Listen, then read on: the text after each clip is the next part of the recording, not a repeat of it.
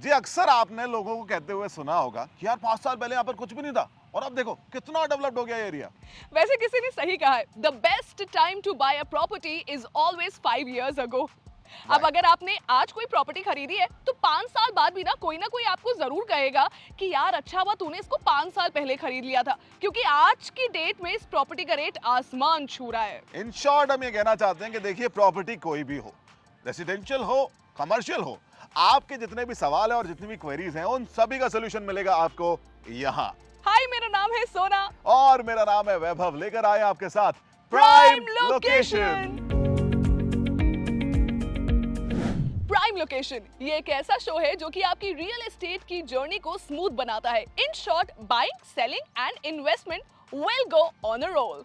Yes, ये show इसलिए भी जरूरी है क्योंकि आप जो कड़ी मेहनत करके, दिन रात मेहनत करके जो पैसा कमाते हैं, एक बड़ा अमाउंट अपनी रेसिडेंशियल प्रॉपर्टी या फिर कमर्शियल प्रॉपर्टी खरीदने के लिए, तो कई बार क्या होता है ना कि आपके पास इंफॉर्मेशन नहीं होती और इस वजह से आपके साथ एक बड़ा फ्रॉड हो जाता है। आपके साथ, आपकी फैमिली के साथ या फिर आपके फ्रेंड्स के साथ ऐसा ना हो, यही है शो का मोटिव। यस, तो चलिए जानते हैं सबसे पहले कि क्या है आज के शो में, व्हाट्स इन द शो।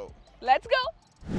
आज हम जानेंगे इस वायरल सवाल का एक्सपर्ट जवाब कि buildup area, super buildup area और कारपेट एरिया में क्या डिफरेंस है। एंड साथ ही जब हम जाएंगे हमारी रियल एस्टेट की डिक्शनरी के लिए तो वहां पर जानेंगे कि आखिरकार क्या मतलब होता है कोऑपरेटिव हाउसिंग का। आगे बढ़ते बढ़ते टायर 1 सिटीज में इन्वेस्टमेंट से जुड़ा एक मिथ भी आज हम बस्ट करेंगे। और अब जब जाएंगे हम अपनी फुल प्रूफ स्टोरी के लिए तब हम जानेंगे कि अगर बुकिंग कैंसिल करने के बाद आपका बिल्डर आपको अमाउंट आपका वापस नहीं कर रहा है तो फिर क्या करें। उससे पहले let's head on to our real estate updates. पहली अपडेट की अगर बात करें तो कई सारे ऐसे केसेस सामने आ रहे हैं जहां पर पब्लिक लैंड को फ्रॉड तरीके से प्राइवेट एंटिटीज को ट्रांसफर किया जा रहा है, जिसके चलते हुए दिल्ली गवर्नमेंट ने इन पब्लिक लैंड्स का डेटा अपने ऑनलाइन पोर्टल पर अपडेट करना शुरू कर दिया है। अगर मैं दूसरी अपडेट की बात करूं तो महाराष्ट्र में किराएदारों के घरों पर कब्जा करने के जो केसेस है वो दिन ब दिन बढ़ते जा रहे हैं। इनफैक्ट अभी करंटली की मैं बात करूं तो 1000 ऐसे केसेस पेंडिंग है जिसमें प्रॉपर अग्रीमेंट, प्रॉपर डॉक्यूमेंट्स होने के बावजूद किराएदार घर खाली नहीं कर रहे हैं। वहीं अगर खबर नंबर 3 की बात करें तो उत्तर प्रदेश के चीफ मिनिस्टर योगी आदित्यनाथ जी ने डिस्ट्रीब्यूट किए स्वामित्व स्कीम के तहत 11 लाख फैमिलीज को online rural residential rights documents. So ये थी हमारी आज की real estate updates. Let's move to our next segment. तो आज का ये वायरल सवाल हमारे पास आया है पुणे से, जिसे पूछा है मंदार नायक ने। तो जानते हैं क्या है मंदार का सवाल। हाय, मेरा नाम मंदार है और जब भी प्रॉपर्टी खरीदने की बात आती है या प्रॉपर्टी डिस्कशन की बात आती है तो बिल्डर से एक टर्म है जो काफ़ी ज़्यादा सुनने को मिलती है, वो है built up area, super built up area या फिर कारपेट एरिया। तो मैं जानना चाहता हूँ कि इन सब में डिफरेंसेस क्या क्या है। मंदार, आई हैव टू से दिस, ये बहुत इंपॉर्टेंट क्वेश्चन था और इस क्वेश्चन का आंसर करने के लिए हमारे साथ आज हमारे property expert Mayank Agarwal sir जुड़े हैं, who is a social media influencer and साथ ही साथ रियल एस्टेट इस इंडस्ट्री में इनका 10 साल का एक्सपीरियंस है। So sir, please let us know. Yes, स्वागत है आपका इस शो पर। और क्या है इस सवाल का जवाब, हम जानना चाहेंगे आपसे। Basically, builders have come up with various terms like carpet area, जैसे आपने कहा built up और super built up area हो गया। तो मैं शुरुआत करना चाहूंगा carpet area से।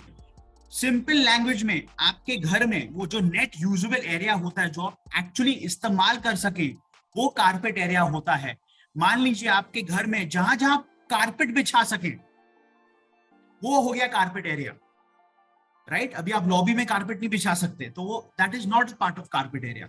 सो कारपेट एरिया इज वेयर जहां आप कारपेट बिछा सके इन लेमैन लैंग्वेज, जो आपका नेट जैसे बेडरूम का एरिया हो गया। This does not include the area underneath the walls. आपका जो एक्सटीरियर वॉल का उसके नीचे जो एरिया है वो नहीं इंक्लूड होता है कारपेट एरिया में। There are two kind of carpet areas, one is a normal carpet area and one is a RERA carpet area. RERA carpet area में कारपेट एरिया होता है plus area under the internal thickness of the walls, internal walls. लेकिन carpet area में internal thickness of walls is not included, pure carpet जहां जहां carpet बिछा सके। अभी बिल्टअप एरिया क्या होता है, area underneath the exterior walls plus your carpet area. और सुपर बिल्टअप एरिया क्या होता है, बिल्टअप एरिया प्लस जो लॉबी, अच्छा बिल्डर बोलते हैं उन्होंने लॉबी बनाई है, स्टेयरकेस, क्लब हाउस बनाया है आपके लिए, राइट। तो उन सब का proportionate percentage addition. So basically built up area plus the proportion of the common areas used in the building is the super built up area. Generally carpet area और super built up में at least 40% का difference होता है, 35 to 45% difference होगा. Well thank you so much mister Agarwal, ये जवाब आपने बहुत ही आसान तरीके से दिया एंड आई होप अब काफ़ी सारे लोगों का कंफ्यूजन दूर हुआ होगा and they would clearly know the difference between built up area and carpet area.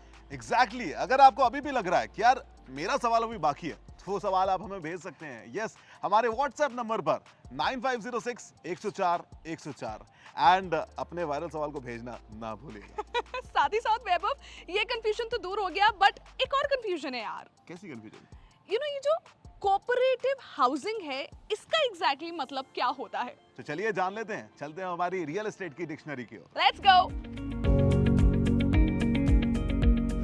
Cooperative housing ये एक ऐसी स्कीम है जिसे स्टेट्स काफी ज्यादा प्रमोट करती है, जिसमें एक लैंड को परचेज, डेवलप और कंस्ट्रक्ट एक कोऑपरेटिव हाउसिंग सोसाइटी करती है. And when you talk about cooperative housing society, so a bunch of people can form a cooperative housing society by simply registering with their state government department and then they can apply for land as well. Cooperative housing society को land state development agency provide करती है on first come first serve basis in concessional rates. एक बार ये land मिलने के बाद एक कंस्ट्रक्शन कॉन्ट्रैक्टर को अपॉइंट किया जाता है, जी हाँ, to develop this housing society. और एक बार जब ये फ्लैट्स बनकर तैयार हो जाते हैं तो इन्हें डिस्ट्रीब्यूट किया जाता है उन सारे मेंबर्स के बीच through a draw system. So this is all about cooperative housing in our real estate dictionary. सोना कभी ध्यान दिया हम इंसानों की ना फितरत होती है कि हम जो सालों से चीजें सुनते आते हैं ना उसको हम सच मान बैठते हैं और कभी जानने की कोशिश ही नहीं करते कि ये सच है या फिर मिथ है. That is true. And जब रियल एस्टेट की बात करते हैं तो उसमें भी बड़ी सारी ऐसी चीजें हैं जिनको हम सच मान बैठते हैं. बट आज हम ऐसे मिथ्स को बस्ट करने वाले हैं. तो चलिए अब हम आगे बढ़ते हैं हमारे मिथ बस्टर की ओर. Why not? आपने अक्सर सुना होगा कि टियर 1 सिटीज के अंदर इन्वेस्ट करना इज अ बेटर ऑप्शन, जहां पर आपको हायर एंड गारंटीड रिटर्न्स मिलते हैं, बेटर रेंटल इनकम मिलता है and higher property appreciation rates मिलती है as compare to tier 2 and tier 3 cities. पर एक्चुअली में ऐसा नहीं है. इनफैक्ट रियल एस्टेट एक्सपर्ट्स आज की डेट में ये मानते हैं कि tier 2 and tier 3 cities are a better option for investment than metro cities. Sky high land prices, overpopulation and there is no space for expansion. ये सारे रीजंस हैं मेट्रोज में जिसकी वजह से वहां की capital growth is stagnant now. Contrastingly tier 2 and tier 3 cities का ये जो ग्रोथ हो रहा है वो उनके इनोवेटिव प्रोजेक्ट्स की वजह से हो रहा है, जैसे कि smart city mission, PMAY etcetera. And साथ ही अगर देखा जाए तो अगले 10 सालों में major infrastructure development tier 2 and tier 3 cities में ही होगा. तो अगर आप कोई प्रॉपर्टी इन्वेस्टमेंट देख रहे हैं जिसमें आपको ह्यूज कैपिटल एप्रिसिएशन मिले तो ऐसे में आपको मेट्रो सिटी से बेटर है कि इमर्जिंग माइक्रो मार्केट्स में इन्वेस्ट करना चाहिए. इन शॉर्ट मैं कहूंगा कि देश बदल रहा है एंड इस मिथ बस्टर से आपको आज जरूर बहुत सारे प्रॉपर्टी इन्वेस्टमेंट के रास्ते जरूर नजर आए. यार वैभव, तुझे वो वाला टाइम याद है जब कोविड था, कई सारे लोगों की जॉब चली गई थी, बिजनेसेस बंद हो गए थे. यार उस टाइम को कोई कैसे ही भूल सकता है. And you know sometimes I wonder कि उस टाइम क्या हुआ होगा. आई मीन तब भी तो लोगों ने घर बुक करवाए होंगे, Actually. तब भी लोग EMIs दे रहे होंगे, बट क्या ऐसे टाइम पर भी अगर उन्हें बुकिंग कैंसिल करनी होगी तो वो कर सकते थे?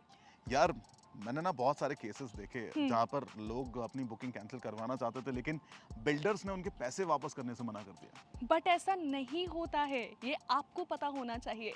एग्जैक्टली अगर बिल्डर आपको पैसे देने से मना कर दे या बुकिंग कैंसिल करने से मना कर दे तो आप क्या कर सकते हो, ये हम जानेंगे आज की अपनी फुल प्रूफ स्टोरी में. Let's go.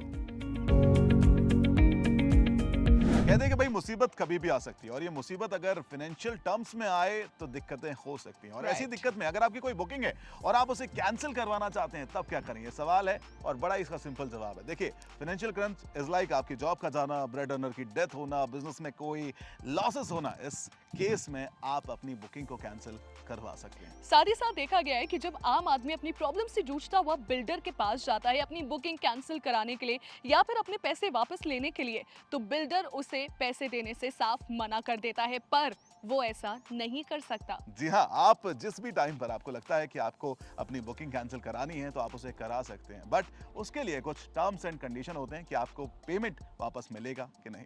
से अगर आपने टोकन ऑफ मनी बिल्डर को दिया है लेकिन आपके और बिल्डर के बीच ATS agreement to sell sign नहीं हुआ है तो उसको आपके पूरे पैसे वापस लौटाने पड़ेंगे। पर इन केस आपके और आपके बिल्डर के बीच में जो ATS है यानी कि एग्रीमेंट टू सेल है साइन हो गया है तो उस टर्म्स एंड कंडीशन के अकॉर्डिंग ही आपको आपका पैसा और जो बुकिंग है वो कैंसिल होगी।